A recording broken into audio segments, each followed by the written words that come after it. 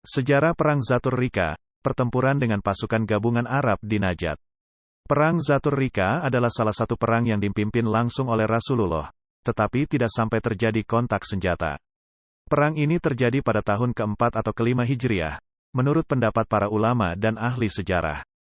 Perang ini bertujuan untuk menghadapi suku-suku Arab Baduy di Najd yang selalu membuat kerusakan dan perampokan, serta membunuh beberapa utusan dakwah Rasulullah.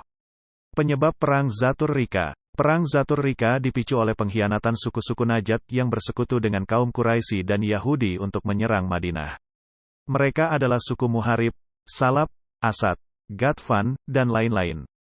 Mereka juga sering merampok kafilah-kafilah dagang umat Islam dan membunuh para dai yang dikirim Rasulullah untuk menyebarkan Islam. Salah satu contoh pengkhianatan mereka adalah pembantaian 70 orang dai yang dikirim Rasulullah ke Najd. Mereka adalah para hafiz Al-Quran yang dipimpin oleh Hashim bin Sabit. Mereka diserang oleh suku Bani Sulaim di Bir Maunah dengan bantuan dari suku Bani Amir. Hanya 2 orang yang selamat dari pembantaian tersebut, yaitu Amr bin Umayyah dan Ka'ab bin Zaid. Rasulullah sangat marah dan berduka atas kejadian tersebut. Beliau bersumpah untuk membalas dendam kepada suku-suku Najd yang telah berkhianat. Beliau juga mengutus Ja'far bin Abi Thalib dan Abu Musa al-Asy'ari untuk mengajak suku-suku di Yaman masuk Islam. Jalannya Perang Zatur Rika. Rasulullah bergerak keluar dari Madinah dengan 700 orang pasukan menuju Najd. Beliau meninggalkan Abu Dzar al-Ghifari untuk menjaga Madinah. Di perjalanan, beliau bertemu dengan Ja'far bin Abi Thalib dan Abu Musa al-Asy'ari yang baru kembali dari Yaman dengan membawa banyak orang yang masuk Islam. Beliau sangat gembira dan memeluk mereka berdua. Rasulullah dan pasukannya sampai di Nahal, daerah milik Bani Ghatafan. Di sana, beliau mendirikan markas dan menunggu kedatangan musuh. Namun, Allah telah memberikan rasa takut dan gentar pada suku-suku Najd, sehingga mereka tidak berani mendekati pasukan Rasulullah, meskipun jumlah mereka lebih banyak. Di sana, Rasulullah mendapatkan wahyu tentang salat khauf, salat dalam keadaan waspada karena bahaya, dan tayamum, pengganti wudhu dengan debu.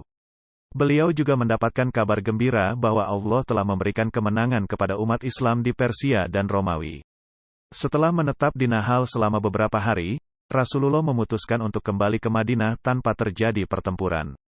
Beliau mengambil jarahan perang berupa unta-unta milik suku-suku Najd yang ditinggalkan di padang pasir. Penamaan Perang Zatur Rika. Perang ini dinamakan Zatur Rika, yang artinya, yang memiliki banyak sobekan kain, karena para sahabat yang ikut perang banyak yang terluka di kaki-kaki mereka akibat medan yang keras dan berbatu. Mereka membalut luka-luka mereka dengan sobekan kain yang mereka bawa. Abu Musa al-Asy'ari, salah satu sahabat yang terlibat dalam perang ini, meriwayatkan bahwa kuku-kuku kakinya patah dan ia harus membalutnya dengan kain. Hikmah Perang Zatur Rika. Perang Zatur Rika memiliki beberapa hikmah dan pelajaran bagi umat Islam. Di antaranya adalah, perang ini menunjukkan keberanian dan kesabaran Rasulullah dan para sahabat dalam menghadapi musuh-musuh Islam yang berkhianat dan bengis. Mereka tidak takut untuk berperang meskipun dalam kondisi yang sulit dan terluka. Perang ini menunjukkan kelemah lembutan Rasulullah yang tidak ingin menumpahkan darah tanpa alasan yang jelas. Beliau lebih memilih untuk kembali ke Madinah tanpa bertempur, meskipun memiliki kesempatan untuk menyerang musuh. Perang ini menunjukkan keajaiban dan pertolongan Allah kepada umat Islam dengan memberikan rasa takut dan gentar pada musuh, memberikan wahyu tentang salat khauf dan tayamum, dan memberikan kemenangan di Persia dan Romawi.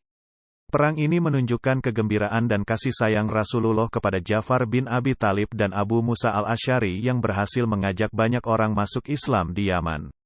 Beliau memeluk mereka berdua dan menyebut mereka sebagai 2 orang yang membawa kebaikan.